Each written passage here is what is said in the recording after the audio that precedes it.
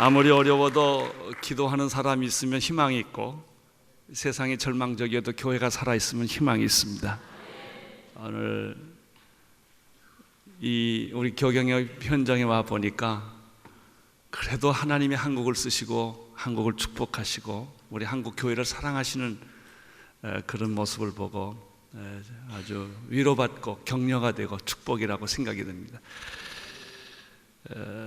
제가 이번에 간암 수술 5번째 받았는데요, 첫 번째 수술 받을 때는 죽는 것은 그렇게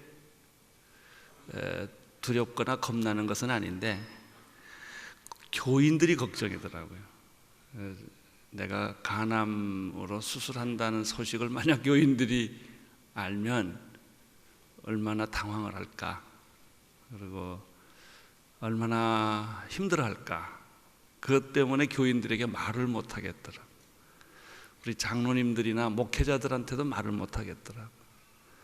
제 주치의가 삼성병원에서 몰래 받자는 거예요. 요즘에 몰래가 어디 있습니까? 그래서 결국 우리 목사님, 동역자 목사님들이나 장로님들한테도 말하지 못하고 아내가 그때 미국에 있었는데 아내한테 연락을 해서 수술할 자리를 찾아보자. 그래서 일단 미국으로 가서 쉬러 간다고 말하고 미국 가서 수술을 받았습니다. 그때 제가 한 3가지를 깨닫게 됐는데, 첫째는 온누리교회를 어떡하나, 내가 만약에 수술을 받고 항암제를 맞고 교회 못 돌아오면 온누리교회가 적은 교회가 아닌데 다음 누가 목회자가 되는가라는 생각을 해보니까 깜깜하더라고요. 제 나이가 후계자를 생각할 나이는 아니지만 이런 일을 부딪히고 나니까 그런 사람 준비를 안 했더라고요. 그리고 그것이 꼭 암이 아니더라도 교통사고로도 죽을 수 있거든요. 우리가 예견된 죽음은 아니지만 그런 일에 대한 생각을 안 하고 살아온 거예요. 내가 일 좋아서 일만 하는 것만 생각했단 말이에요. 굉장한 충격이었어요. 제가 사실 그때부터 지금까지 생각을 하나님이 하게 해주신 것은 내가 떠난 이후에 온누리교회를 어떻게 할 거냐 하는 문제를 지난 5년 동안 굉장히 깊이 생각을 하게 됐습니다. 두 번째는 이제 수술을 받는데 우리 아들이 옆에 있었어요. 아들이 기도하고 아버지 수술 잘 받으세요 그러더라고요. 잘 받지. 그리고 수술대로 들어가는데 가만 생각해 보니까 내가 수술 잘 받을 게 없더라고요. 잘 해줘야 잘 받죠. 내가 수술 잘 받겠다고 한들 받아지냐, 이게. 수술하시는 분이 잘해줘야 잘 받지. 또 명의가 집도 한다고 해서 수술이 잘 되냐, 이거예요. 죽을 사람 죽고 살 사람 사는 건데. 생각을 해보니까 그때 처음으로 내 가슴에 점여드는 생각은 인생은 능동태가 아니라 수동태라는 거예요. 사라지는 거지. 기회가 주어져서 목회하는 거지. 내가 잘한다고 잘 되냐, 이게.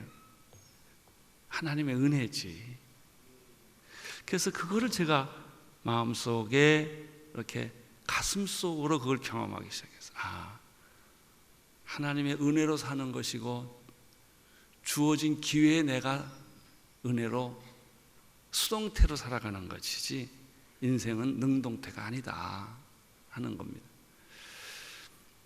그리고 이제 3번째 제가 생각을 하게 된 거는 이렇게 사람이 자기가 원하는 길을 가지 않고 원하는 일이 안 됐을 때, 고난을 겪었을 때 생각합니다. 그 뭐냐면 과연 내가 목회한다는 게 뭐냐, 이런 문제를 굉장히 깊이 생각을 하게 돼요. 여기 매년 재발을 했습니다. 1년에 한 번씩. 그래서 또 재발하고 또 재발하고 또 재발하고. 그래서 이번에 5번째 재발이 됐어요. 의사 선생님도 조금 당황하고 나도 당황하고. 그래서 또 친구들이나 내 아는 사람한테 또 수술했다는 말하기가 좀 창피하더라고요. 근데 우리 장로님들이 저한테 와서 무슨 말씀을 하냐면, 목사님 이번 수술은 수술 끝난 다음에 수술 잘 됐습니다 하고 교인들한테 말하지 말고 목사님의 약한 것을 교인들한테 고백하십시오 이러더라고요. 근데 그게 참 어려워요. 자기 약한 것을 고백한다는 게 쉽지가 않습니다. 제가 4번 다 안 했거든요.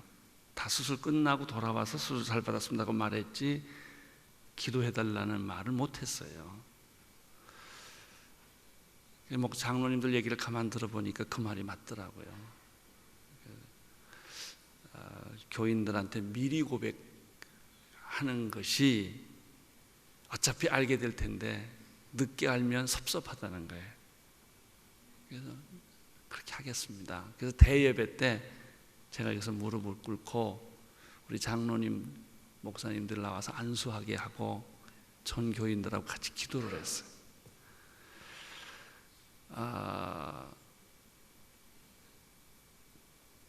제가 이번에 이런 수술을 거치면서 또 3가지를 이번 5번째 또 하나님이 많은 걸 가르쳐 주셨는데, 그 중에 하나는 바울의 고백, 내가 약할 때 강함이라.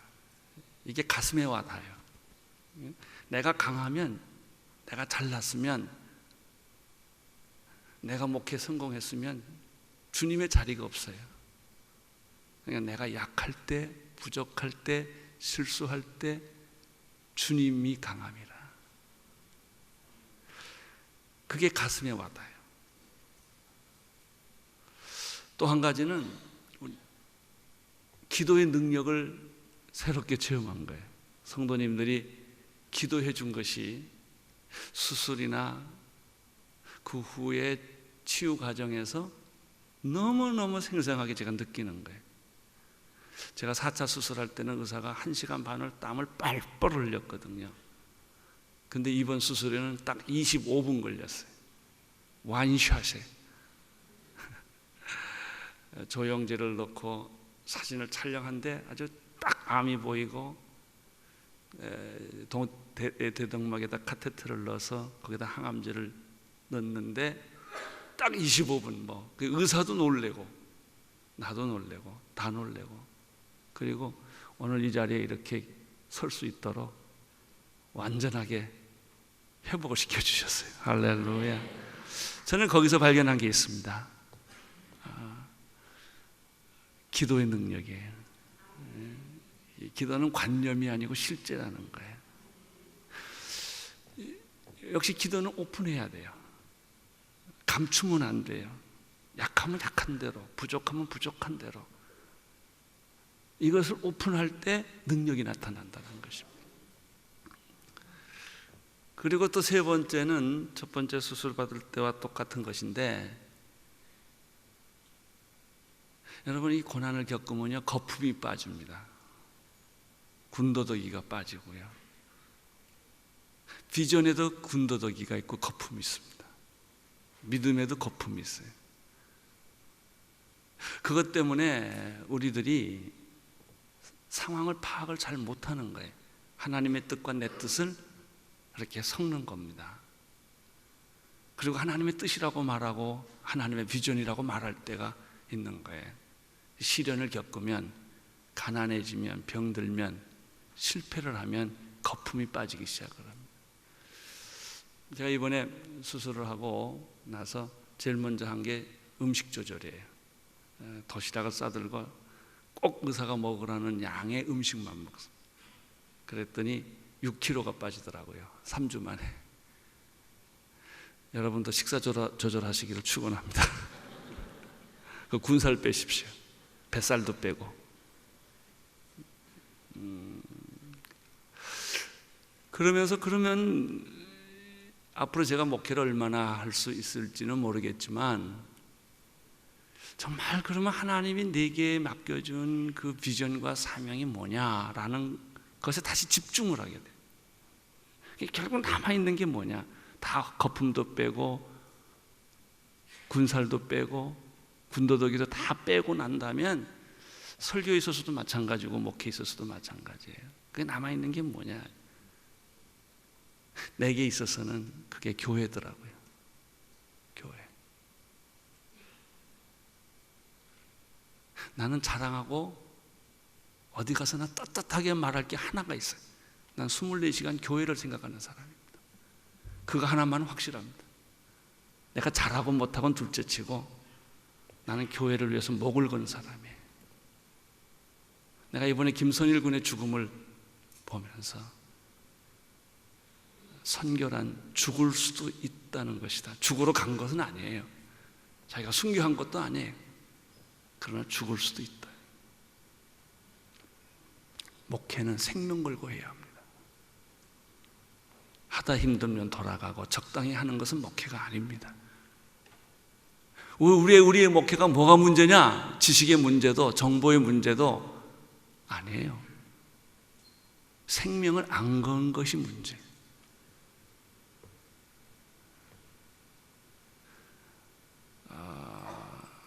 예수님의 꿈이 두 가지가 있어요. 신약을 정리해보면 첫째는 십자가 지는 꿈이에요.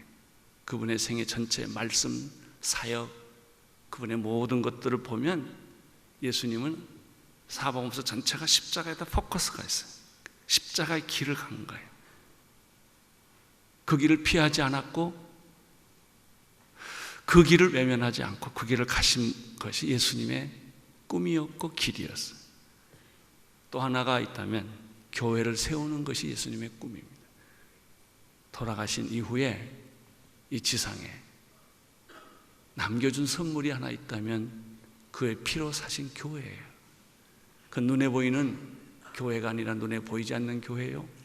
제도적이고 교파적이고 교리적인 그런 교회가 아니라 그리스도의 몸인 하나님의 나라를 이루는 교회라 말이죠. 저는 이 교회론과 지난 19년 동안 온누리교회를 세우면서 내가 싸운 건 교회론입니다. 교회론이 성경적 교회론이 있어야 목회 철학이 나와요.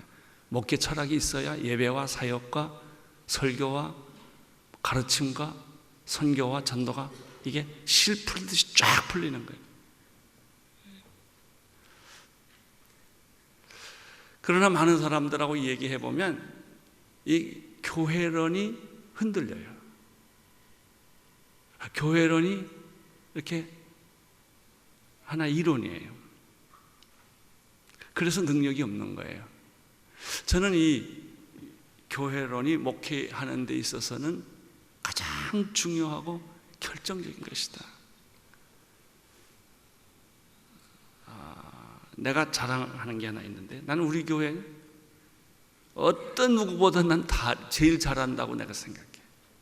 어디에 먼지 있는 데까지 다 아니까. 구석구석 화장실까지 저는 부엌까지.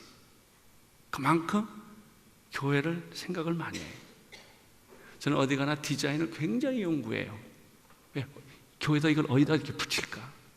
어떻게 할까? 이런 생각을 하고 수술할 때도 저는 집 짓고 수술해요. 딱 들어가면 1시간이고 2시간이고 그게 지루하지가 않아요. 그 생각만 하면 빨려 들어가니까. 과연 교회란 무엇일까?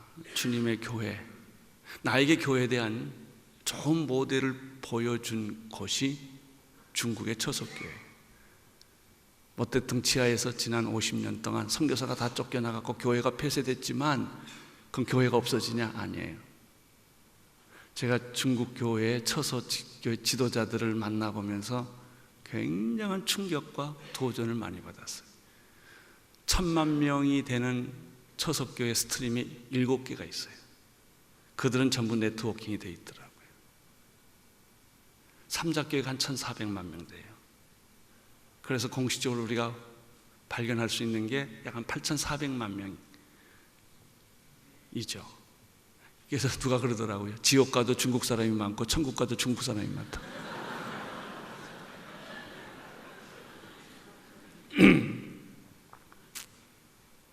근데 나 이 사람들한테 왜 충격을 받았느냐? 성경도 제대로 없지요. 교회도 없지요. 목사도 없지요. 신학교도 없지요. 근데 진짜 교회가 있더라는 거예요. 진짜 하나님의 교회가. 한 처석교회 지도자가 내가 일본에서 집회할 때 저를 찾아왔어요. 그리고 간절히 나한테 화소연하더라고요. 한국에 좋은 선교사님들이 중국에 많이 왔는데 왜 교파의 교회를 만드냐고 질문하더라고요. 와서 다 자기 세력만 확장한다는 거예요. 우리 좀 가르쳐주면 좋을 텐데 킹덤 처치를 하지 않고 디노미네이션 처치를 한다는 거예요. 난 할 말이 없더라고요. 디노미네이션 처치를 한다는 거예요. 물론 교파에서 보냈으니까 그럴 수밖에 없겠지만, 그러면서 날 보고 킹덤 처치 하십시오 이러더라고요. 이분이 나한테 그 말 하러 왔다는 거예요. 우리는 한국 교회한테 배워야 합니다. 근데 그걸 가르쳐 달라는 거예요. 저는 그분의 얼굴에서 살아있는 교회의 모습을 봤어요. 제가 또 교회론에 굉장한 충격을 받은 것은 북한에 있는 지하교회, 봉수대 교회 말고요. 우리가 지금 볼 수 있는 북한의 그런 교회가 아니라 진짜 순교자의 가족들로 만들어진 북한의 지하교회에 실체가 있다는 걸 내가 접촉하기 시작을 했어요. 그분들과 편지를 받기 시작했어요. 그러면서 날 놀라게 한 거예요. 거기 목사가 없죠. 장로도 없지요. 신학교도 없지요.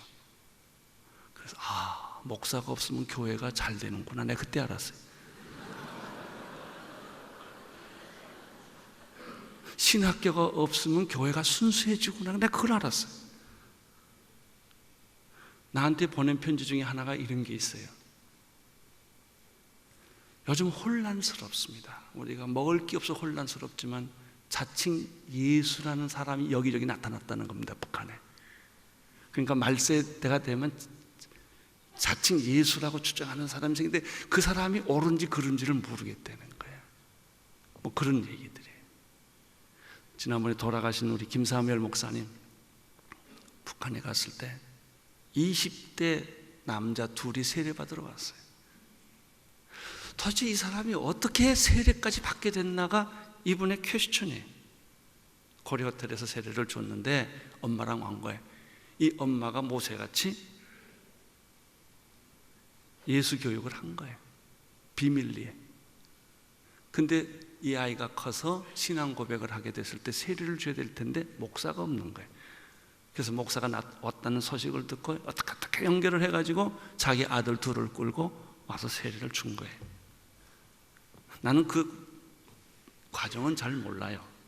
근데 확실한 거는 20대 북한에서 자란 청년 둘이 세례를 받았다는 거예요.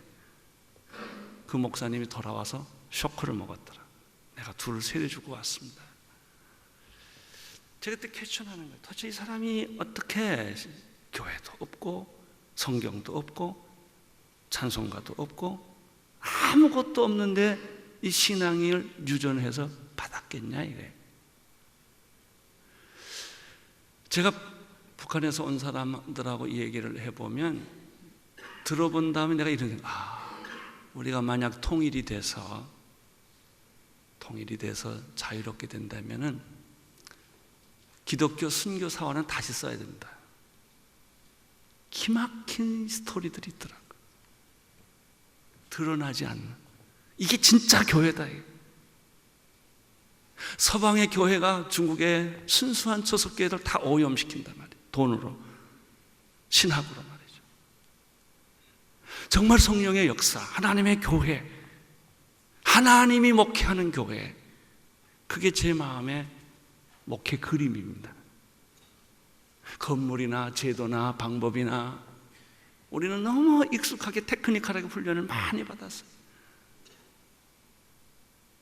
저는 끊임없이 제가 생각하는 것은 온누리교회 외형적인 모습이 아니라 진짜 하나님의 교회, 그리스도의 몸인 하나님의 교회, 그리스도의 영원한 신부인 하나님의 교회, 하나님의 나라를 이 땅에 이루는 교회의 그 본질이 뭐냐라는 생각을 끊임없이 하는 거예요. 제가 여러 가지 부족한 것들이 많지만 그 생각을 하게 된 거예요. 저는 교회에 대한 질문을 두 가지로 합니다.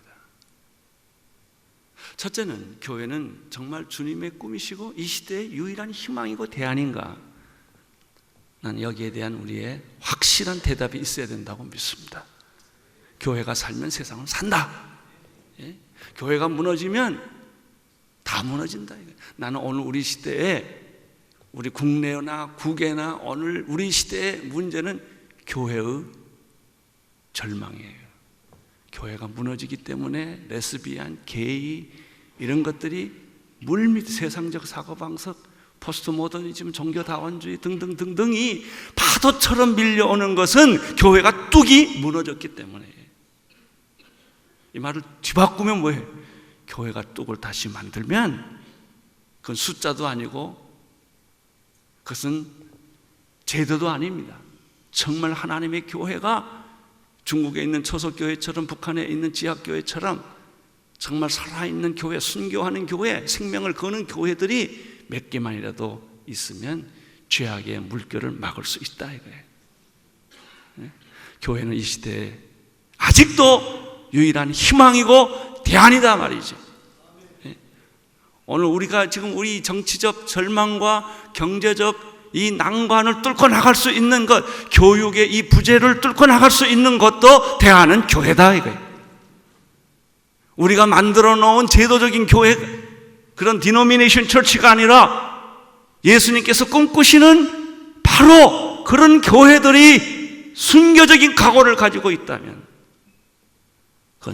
그것이 희망이다. 미국도 마틴 루터 킹 이후에 순교자가 없어요. 한국도 교회가 많이 컸지만 순교자가 없습니다. 정말 순교의 각오를 하고 복음을 전해야 됩니다. 나는 김선일 군이 본의 아니게 참수를 당했지만 그 죽는 방법도 너무 잔인하게 죽었습니다. 예수님이 잔인하게 죽임을 당했죠. 나는 그 피가 반드시 이라크에 복음화를 만드는 씨라고 생각해요. 될 겁니다.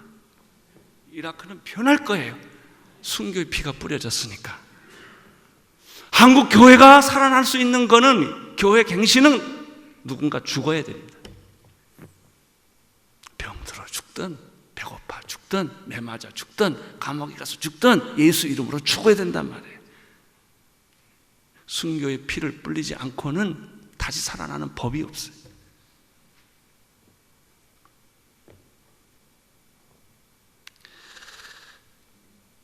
두 번째, 내 교회에 대한 내 질문은 이거예요. 교회는 정말 이 세상의 희망이고 유일한 대안인가라는 게 첫 번째 질문이고, 두 번째 나의 질문은 이상적인 교회는 존재하는가?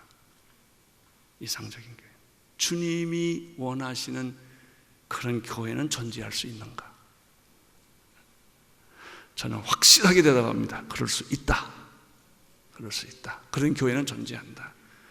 껍질을 벗자, 껍데기를 벗자, 가운을 벗자, 제도를 벗자, 기득권을 벗자. 이 제도권적 교회는 세상을 변화시키지 못합니다. 예수님 당시에 예수님이 외롭게 십자가에 못 박혀 죽었던 것처럼 과연 초대교회, 이 로마와 초대교회를 변화시켰던 교회가 실체가 존재하는가? 그게 있다. 그 모델이 있다. 그것이 사도행전적 교회다. 내가 어떤 지역에서 목회를 하든 어떤 사람들을 대상으로 목회를 하든 간에 그것이 캠퍼스건 노동자 세계건 그것이 선교지건 그것이 시골이건 농촌이건 어디든지 간에 그건 중요하지 않아요. 그런 형태는 북한이건 중국이건 뭐 달나라건 그건 중요하지 않아요. 중요한 것은 어떤 종류의 교회냐 이거예요. 저는 그것을 가리켜 사도행전적 교회다라고 말합니다. 그것은 역사상 실체였습니다. 예수님이 말하는 교회로는 실체가 안 보이는 거예요. 그건 DNA예요. 그러나 사도행전적 교회는 눈으로 보고 손으로 만지고 귀로 듣고 경험할 수 있는 교회예요. 그게 10가지가 있다는 거예요. 뭐 10가지만 있겠습니까? 12가지도 있고 5가지가 다 본인이 보기에 따라서 그건 다르게 수가 있는데, 내가 사도행전 28장을 볼 때 한 10가지 중요한 요소를 갖추면 사도행전적 교회의 실체와 비슷하다는 것이죠. 그것은 오늘 여러분하고 이 밤에 이야기하고 싶은 거예요. 첫째는 사도행전적 교회라고 말할 때 제일 중요한 첫 번째 실체는 성령으로 잉태된 교회가 사도행전적 교회다. 교회는 그냥 태어난 것이 아닙니다. 성령으로 해산된 교회였다. 오순절날 이미 이름에 저희가 다 같이 한 곳에 모였더니 호련히 하늘로부터 급하고 강한 바람 같은 소리가 있어 저희 앉은 온 집에 가득하여 불의 혀같이 갈라지는 것이 저희에게 보여 각 사람 위에 임하여 있더니 저희가 다 성령의 충만함을 받고 성령의 말하게 하심을 따라 다른 방언으로 말하기 시작하니라. 그리고 그들은 다락방을 뛰쳐나갔어요. 성령이 약속대로 예수님의 제자들과 120명의 무리들에게 임한 것입니다. 호련히 급하고 강한 바람 같은 소리가 나서 저희 앉은 온 집에 가득한 성령이 오는 것은 첫째 공간에 오더라고요. 공간. 나는 여기에 성령이 임하기를 축원합니다. 모인 사람들에게 성령 세례가 일어나기를 축원합니다. 성령이 그 공간을 사로잡습니다. 여러분, 봄바람이 불면 들에 꽃이 피고 가을바람이 불면 낙엽이 지는 거죠. 성령의 바람이 불면 성령의 꽃이 피는 거예요. 두 번째, 성령의 불은 머리, 바람은 공간에, 불은 사람 머리 위에 임해. 나는 여러분 머리 위에 성령의 불이 떨어지기를 축원합니다. 불이 임하여 있더니, 불의 혀같이 갈라지는 것이 저희 머리 위에 임하여 있더니 저의 앉은 곳에 성령이 충만함을 받고 다른 방언으로 말하기를 시작하니라. 나는 그 이상도 그 이하도 아니에요. 그냥 이거예요. 이런 현상이, 이런 역사가 보이고 느끼고 경험할 수 있는 교회가 사도행전적 교회란 말이죠. 나는 여러분의 리더십이 다 성령 충만하기를 바랍니다. 여러분 교회 장로님들이 다 성령 세례받고 성령의 능력을 얻고 성령의 음성을 듣는 사람 되기를 축원하는 것입니다. 여러분 교회 장로님이 뭐예요? 하나님의 음성, 성령의 음성을 들을 줄 아는 사람이 리더가 될 때 그게 사도행전적 교회가 되는 것이죠. 하나님의 음성을 못 듣는데 무슨 하나님의 교회가 되겠습니까? 하나님의 말씀이 없는데 무슨 하나님의 교회가 되겠습니까? 사도행전적 교회의 첫 번째 특징은 오순절날 성령이 임했던 것처럼 그런 성령의 역사들이 실제로 경험되고 이야기되고, 그리고 그 역사들을 우리가 볼 수 있어야 한다는 것이죠. 나는 우리 목사님들이 다 성령의 충만한 설교하기를 바라고, 그렇게 기도하고 그렇게 능력 있고 그렇게 안수하시고 그렇게 말하고 치유하고 회복하는 그런 능력 있게 되기를 축원하는 거예요. 이게 본질입니다. 이게 핵심이고 이게 본질이에요.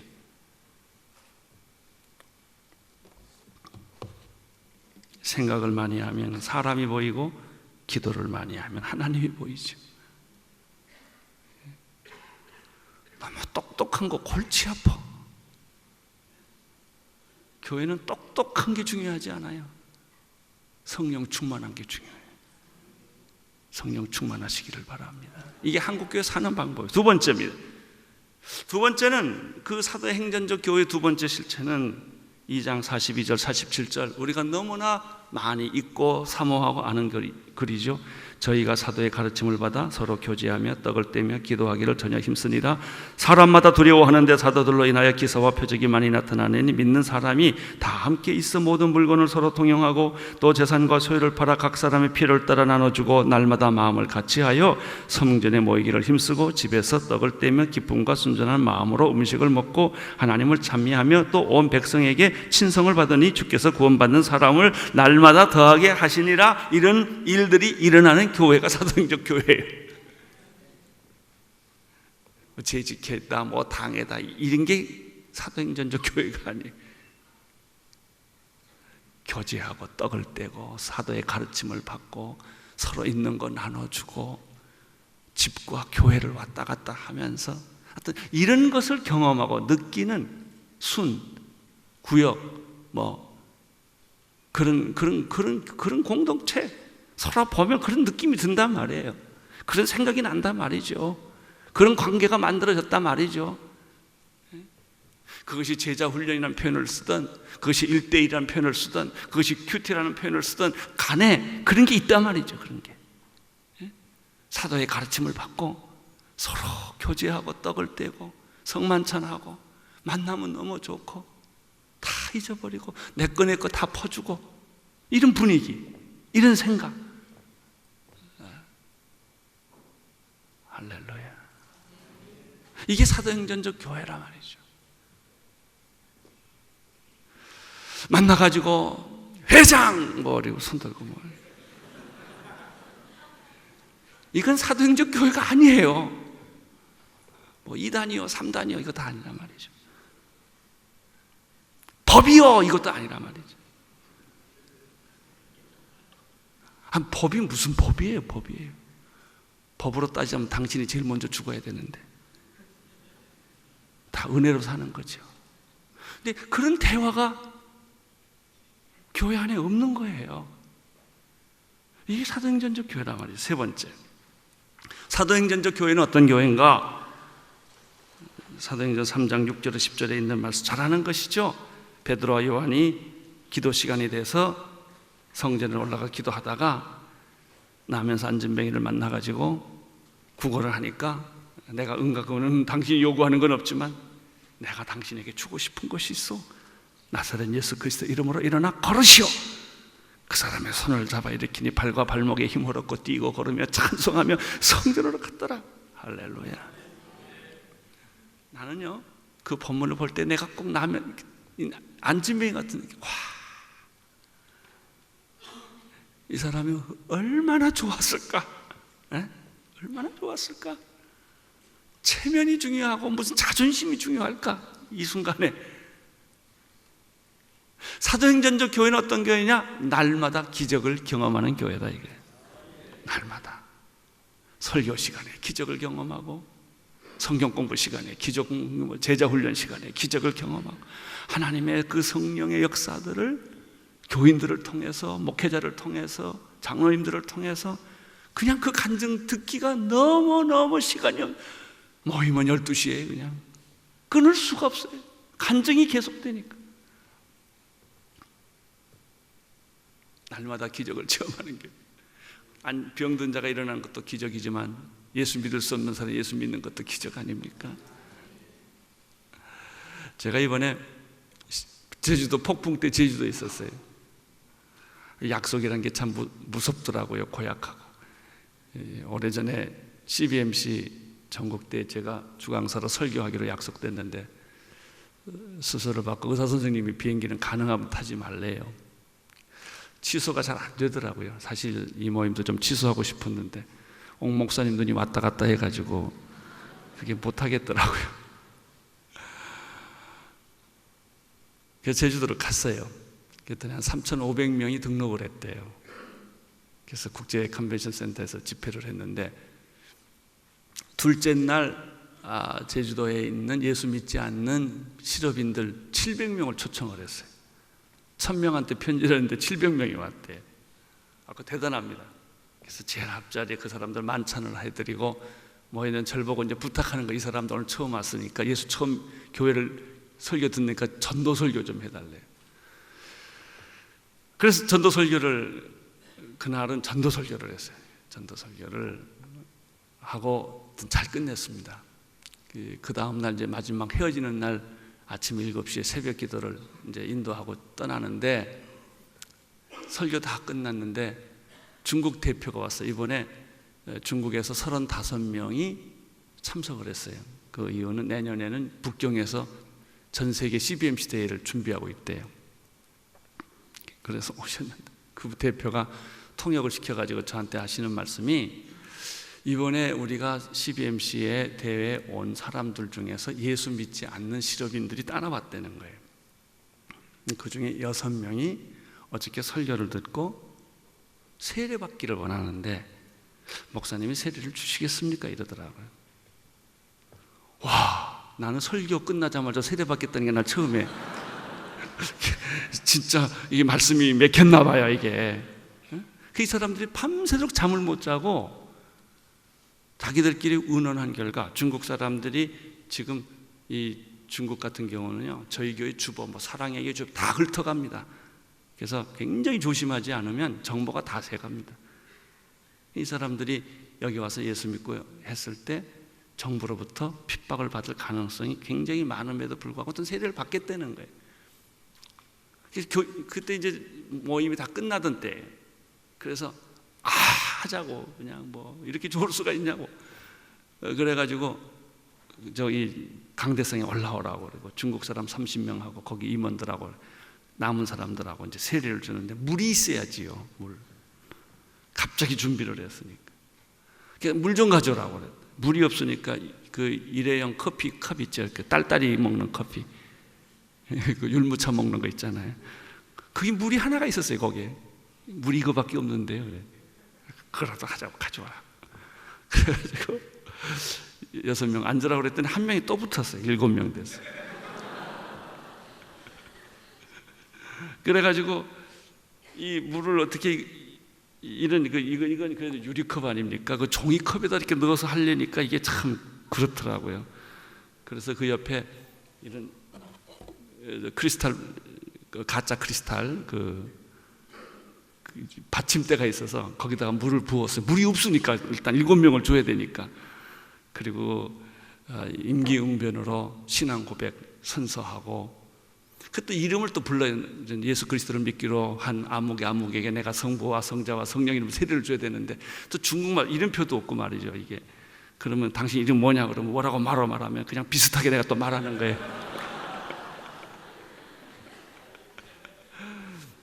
그 물이 없으니까 그 물을 여기다 손에만 이렇게 살짝 적셔가지고 이제 이마에다 대는 거예요. 이렇게 7번 다 줘야 되니까.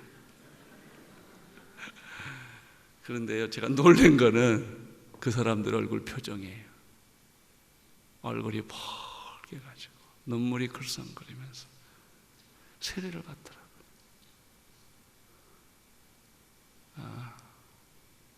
여러분, 그게 기적 아니겠습니까? 교회 날마다 이런 일이 있는 거예요. 세례받는 수가 날마다 더하더라. 예수 안 믿을 사람 믿고 세례 안 받을 사람 받고 변하지 않을 사람 변화하는 그런 간증들이 매일 있는 거예요. 매일. 목사님한테 뛰어와서 목사님 이런 일이 있었습니다. 이런 일이 있었습니다. 이런 일이 있었습니다. 할렐루야. 이게 사도행전적 교회란 말이죠. 때로는 암이 났고 때로는 병이 들고 났지만 그런 일들이 있었다는 것입니다.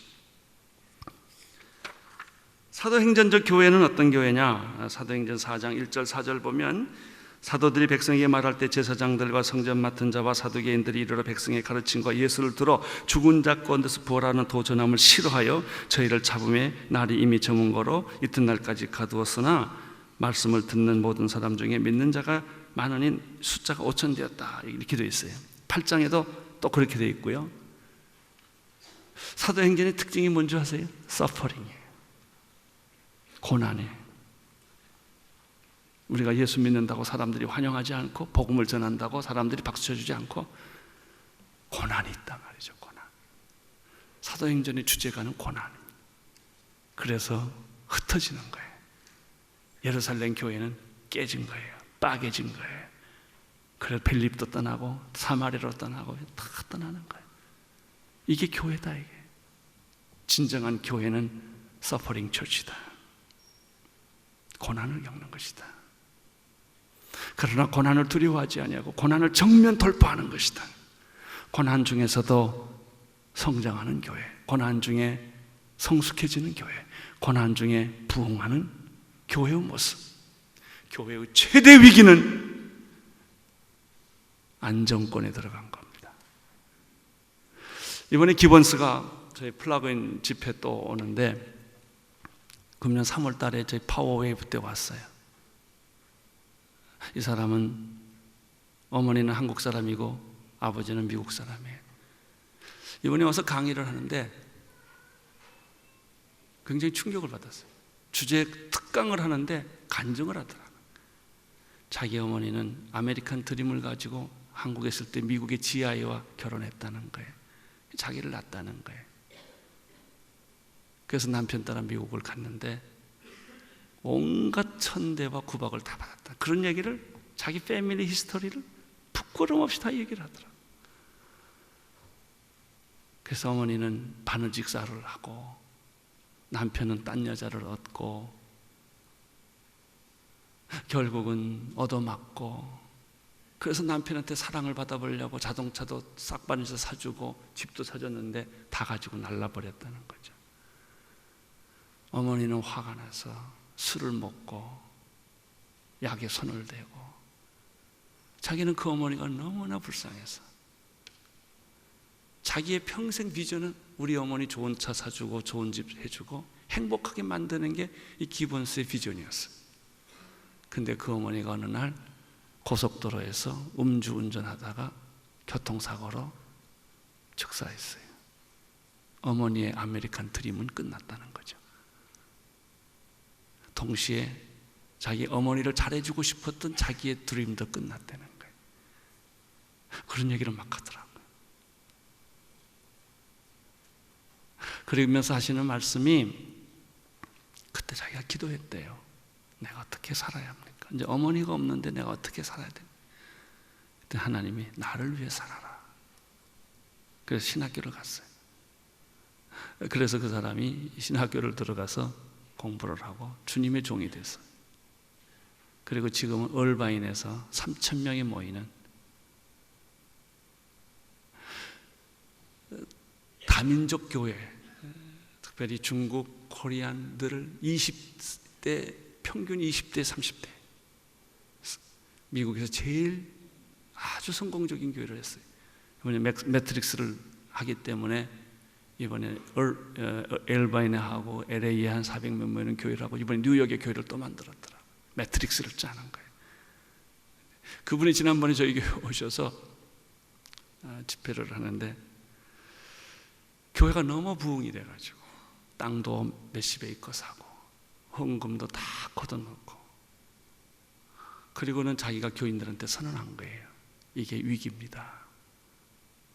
우리 교회는 위기의 시간에 접어들었습니다. 전 교인에게 금식을 선포했어요. 다시 생각합시다. 우리가 어디로 가야 하는지 다시 생각합시다. 그래서 전 교인에게 40일 금식을 선포했는데 70%가 따라왔대요. 그래서 와, 어떻게 40일 기도를 교인이 다 60, 70%가 따라했을까 그랬더니 미국식 기도는 한국식 기도하고 달라요. 금식 기도는, 미국식 기도는 빨대 금식이에요. 그거 아세요? 빨대로 먹는 거 다 먹는 거예요. 우유도 먹고 생식도 먹고 햄버거도 갈아도 먹고, 그렇게 40이라는 거예요.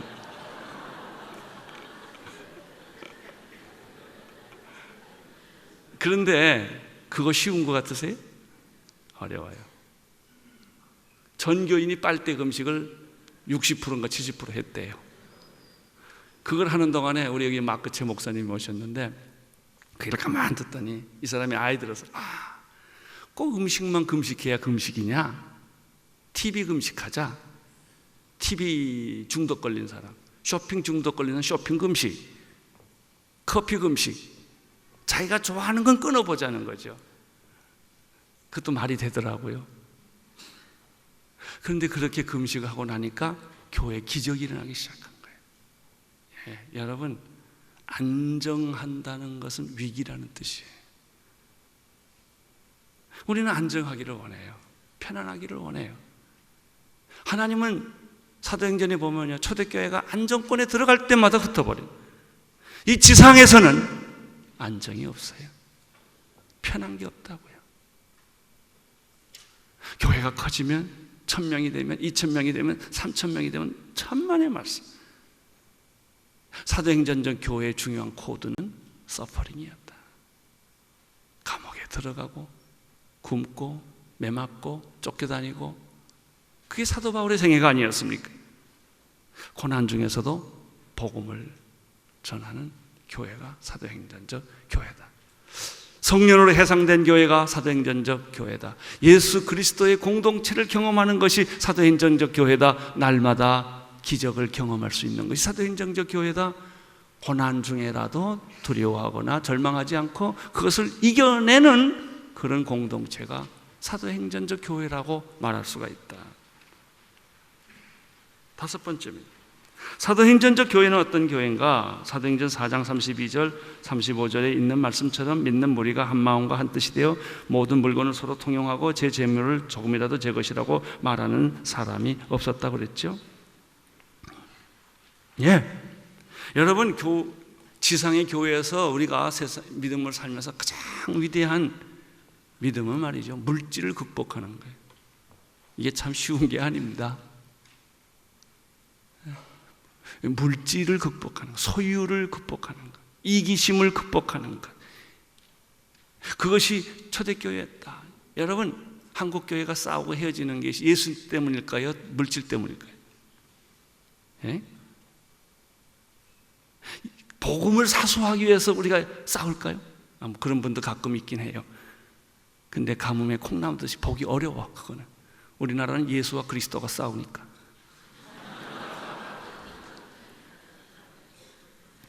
많은 걸 보면 재산 싸움이에요. 기득권 싸움이고요, 권력 다툼이에요.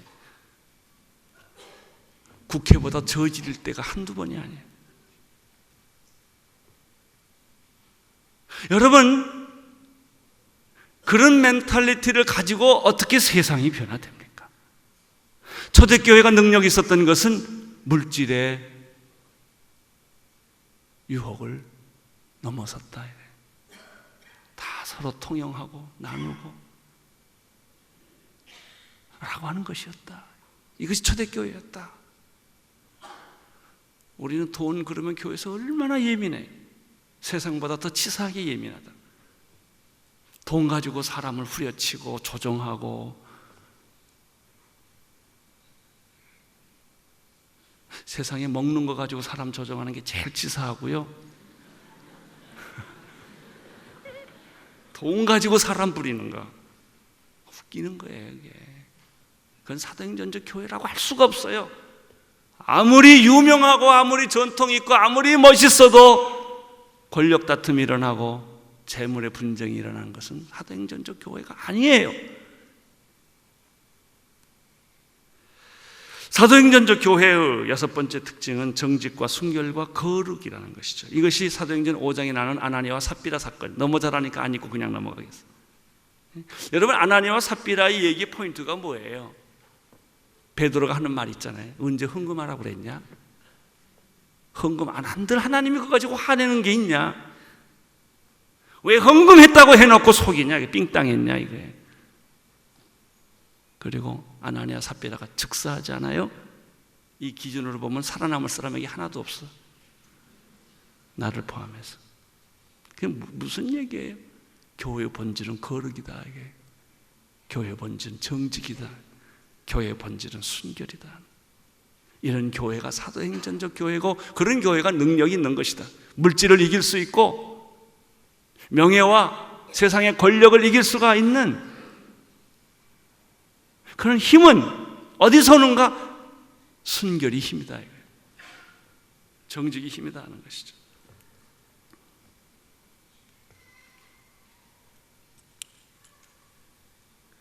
오늘날 한국 교회, 우리 교회는 이 부분에 치명적 약점을 가지고 있어요.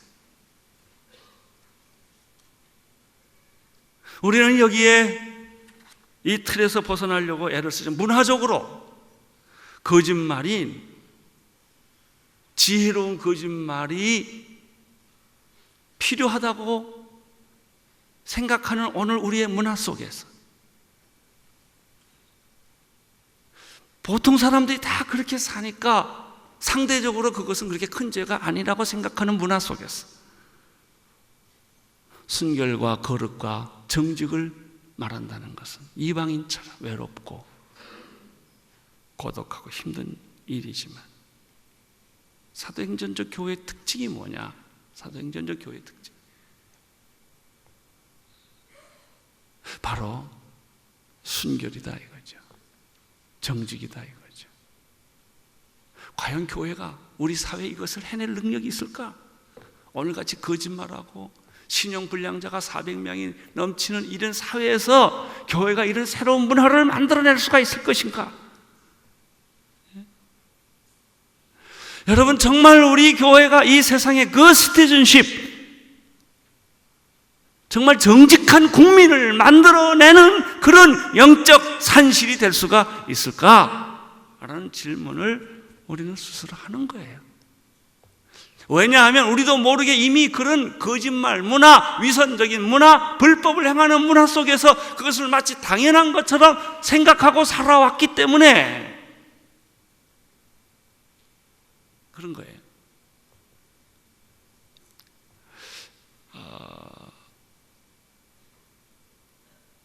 인도네시아인가요? 그 나라에서 어떤 사람들이 예수를 믿었는데 목사님들이 모여서 회의를 했답니다.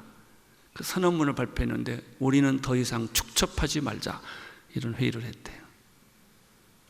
왜? 아내를 몇 얻는 것이 문화적으로 젊어 잘못이라고 생각하지 않는 사회이기 때문에 일부 일체로 간다는 것 자체는 그런 문화적 배경이 있는 사람들에게는 그것이 굉장한 도덕적 결정이라는 거예요. 왜? 세상 사람 다 그렇게 안 하고 살기 때문에. 사도행전에서 아나니아와 삽비라를 하나님이 베드로를 통하여 제거했던 사건은 이런 면에서 우리에게 경종을 울리는 사도행적한 사건이었다 하는 것이죠. 자, 7번째로 가겠습니다. 사도행전 교회는 어떤 교회인가? 영적 지도자를 세우는 교회였다. 평신도 지도자를 세우는 교회였다.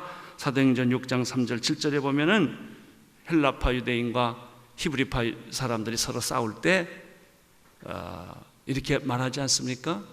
성령과 지혜가 충만한 사람 집사를 택하고 우리는 말씀과 기도하는 전문하고 리더를 세우는 것이 있습니다. 여기서 중요한 것은 진정한 사도행전적 교회는 한 사람이 독점하는 교회가 아니다. 리더십을 나누는 교회다. 우리 한국 교회에 빨간 등이 켜져 있는 것이 이 부분이에요. 리더십을 나누지 못한다는 거예요. 그래서 리더십 싸움이 생기고 누가 독점하느냐, 장로가 독점하냐, 목사가 독점하느냐, 한 번 잡으면 또 절대 안 내놔요. 그래서 이런 양극화된 현실이 많죠. 정말 평신도가 이 세상에 변화시킬 수 있는 주인공인가? 여러분, 목사는 이 세상을 변화시키는 주인공이 아니에요. 우리는 나 같은 경우 여러분 마찬가지일 거예요. 난 24시간 악을 써도 예수 믿지 않는 사람 하루에 한 사람도 못 만나. 아침부터 저녁까지 다 믿는 사람들에 둘러싸여 있어요. 우리 부목사한테 둘러싸여 있고 장로들 둘러싸여 있고. 그래서 내가 그냥 막 마음을 먹고 애를 쓰지 않으면 예수 믿지 않는 사람 만날 방법이 없는 사람. 아침부터 저녁까지 새벽 기도부터 시작해서. 그런데 어떻게 세상을 변화시켜요? 평신도들은 매일 예수 안 믿는 세상 속에 사는 사람들. 여러분, 세상을 변화시키는 그들이 세상을 변화시키는 거예요. 그 목사는 뭐 하는 사람이에요? 그 평신도들을 코치하고 감독하고 도와주는 거예요. 여러분, 감독이 그라운드에 가는 거 봤어요?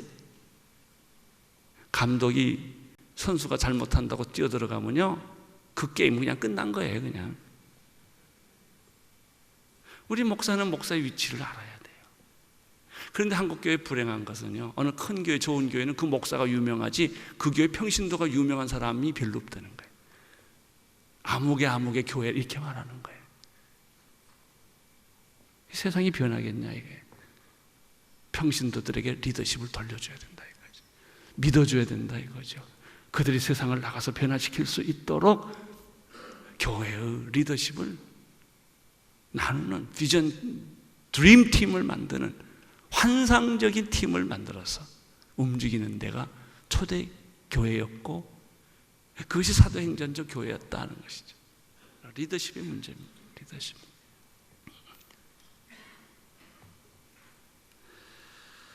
정말 이 사도행전적 교회는 평신도들에게 영적 권위를 주고 그들을 제자 훈련시켜서 리더로 세워서 세상에 나가서 빛과 소금이 되게 하는 이 제자 훈련의 키는 사도행전적 컨셉이라는 것이죠.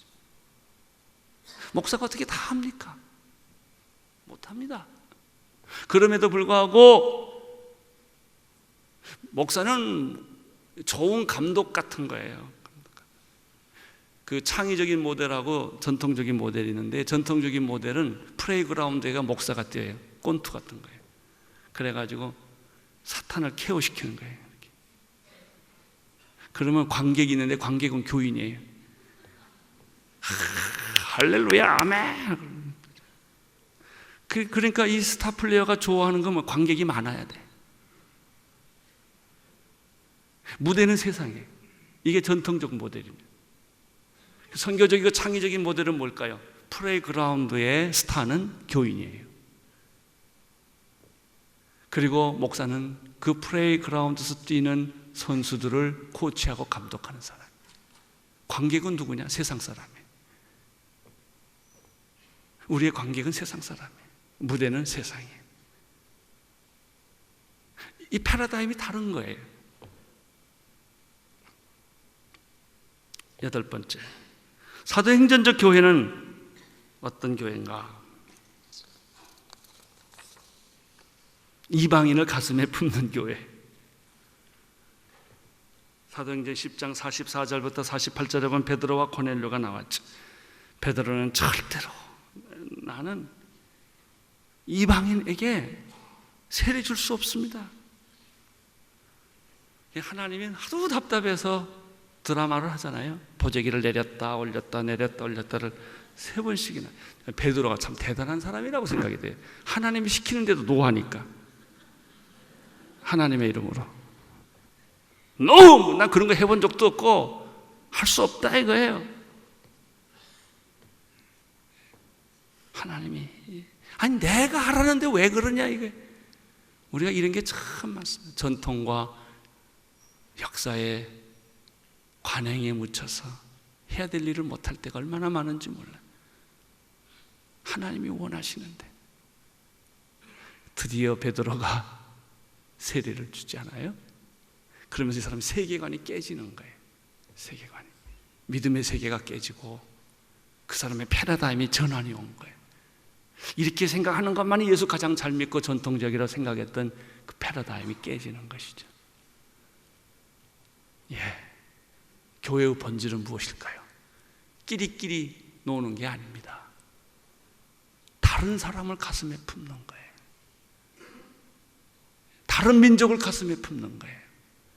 나와 문화가 다르고 언어가 다르고 가치관이 다른 사람들을 예수 그리스도 이름으로 한 형제가 되는 거예요. 백인이나 흑인이나 노인이나 젊은이나 남자나 여자나 동양이나 서양이나 우리는 그리스도 안에서 한 형제요. 내 겹 하나 내 겹 하나. 여러분, 우리는 예수님을 잘 믿다가 교파의 벽을 너무 높이 담을 쌓은 거예요. 예수님이 안 보여.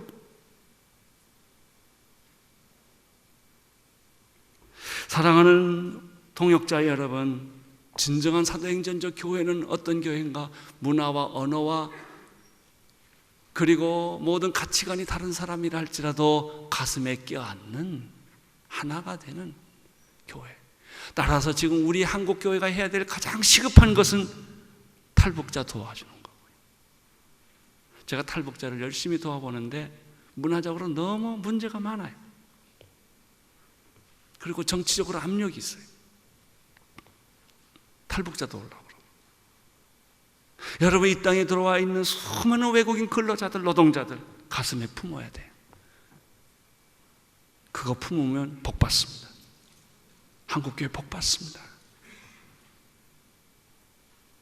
우리 한국 백성들이 얼마나 잔인한지 몰라요. 여러분, 이 땅에 온 외국인 근로자들, 노동자들 가슴에 품고, 탈북자들 가슴에 품고, 조선족들 가슴에 품고, 이것이 바로 사도행전 교회의 하나의 특징이었다라고 하는 거예요.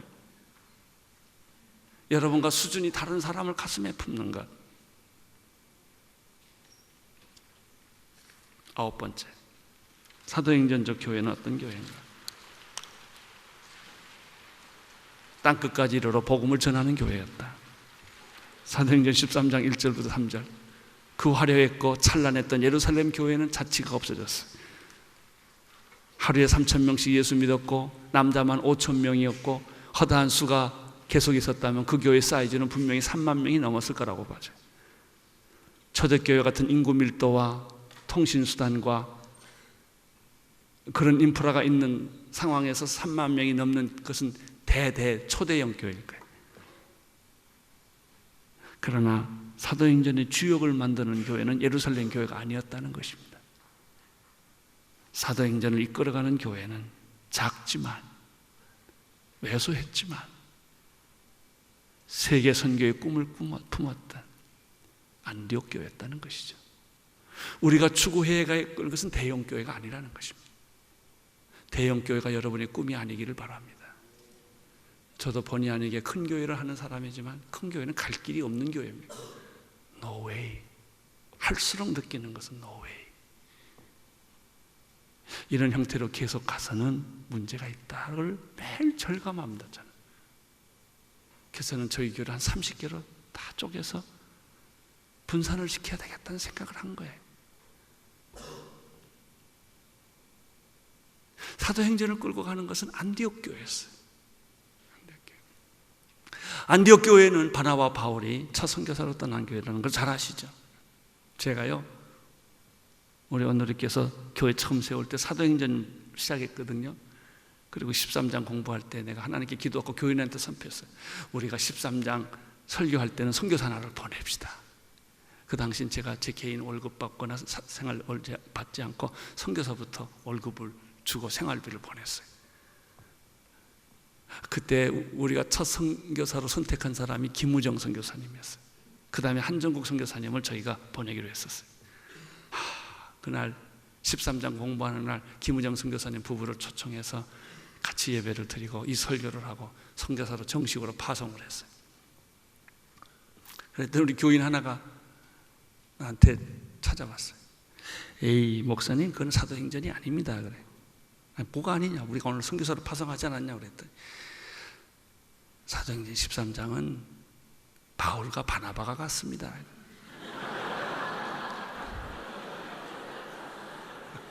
할 말이 없더라고요. 담임 목사가 가는 게 사도행전이라는 거예요. 제가 그 말에 얼마나 쇼크를 먹었겠어요. 난 잘했다고 생각을 했는데 사도행전적 교회는 담임 목사가 떠나는 교회예요. 부목사 보내는 건 사도행전적 아니에요.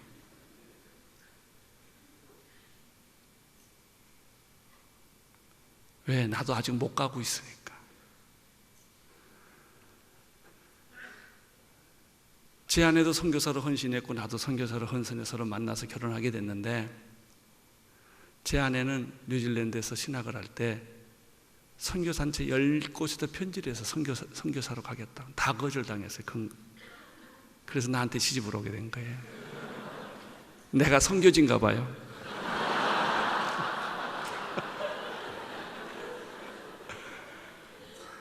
나는 정말 선교사로 가고 싶어서 매번 선교에 대한 꿈을 꾸는데 그게 안 가져요. 갈래면 아프고 폐병 걸리고 뭐 당뇨 있고 고혈압 있고 키드니 나쁘고 뭐 그래서 그냥 우물우물 목회를 하게 된 거예요. 그래서 선교사만 가면 엉덩이가 덜썩덜썩하는 거예요.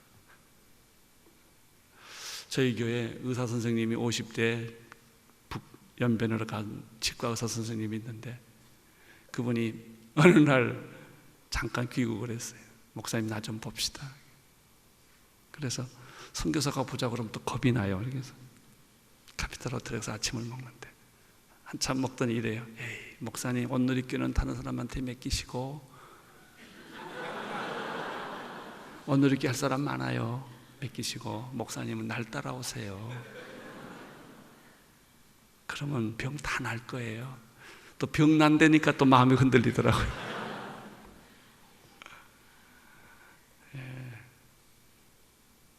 여러분, 담임 목사가 다 갈 수는 없지만 안디옥 교회 모델은 바나바와 바울이 떠났다는 것입니다. 그 얘기는 가장 가치 있는 투자를 했다는 것이죠. 여러분, 선교란 가장 가치 있는 것을 투자하는 거예요. 세컨다리를 보내는 게 아닙니다. 우리 목회 다 하고 남는 돈 보내는 것도 아니고, 내가 이러더라고. 우리 교회 이제 하는 게 7년 된 교회 나가라고 아주 몇 년 전부터 악을 쓰거든요. 그런데 좋은 사람은 좀 있었으면 좋겠어. 내 마음에. 목사는 5년 되면 떠나거든요. 근데 좋은 목사는 내 옆에 있었으면 좋겠어. 이게 인간의 마음이더라. 좀 골치 아픈 사람은 떠나고. 그런 고약한 마음을 가지고 있는 내 자신을 발견한 거예요. 정말 아끼는 사람일수록 내보내야 되거든요. 내 신복, 나의 일을 같이 잘할 수 있는 사람, 이거를 잘라낼 수 있는 용기와 결단이 선교예요. 사도행전적 교회는 뭐냐? 땅끝까지 이르러 복음을 전하는 교회였다. 사도행전이 28장까지 있는데요, 12장까지고요. 선교가 13장부터 마지막까지 분량으로 봐도 제일 많아요. 그러니까 성경이 많이 강조한 거 우리가 강조하고 덜 강조하면 덜 강조해야죠. 사도행전적 교회가 13장부터 28장까지 1차, 2차, 3차 전도 여행을 하는 얘기라면 우리 교회 얘기는 전도 얘기, 선교 얘기로 꽉 차야 돼.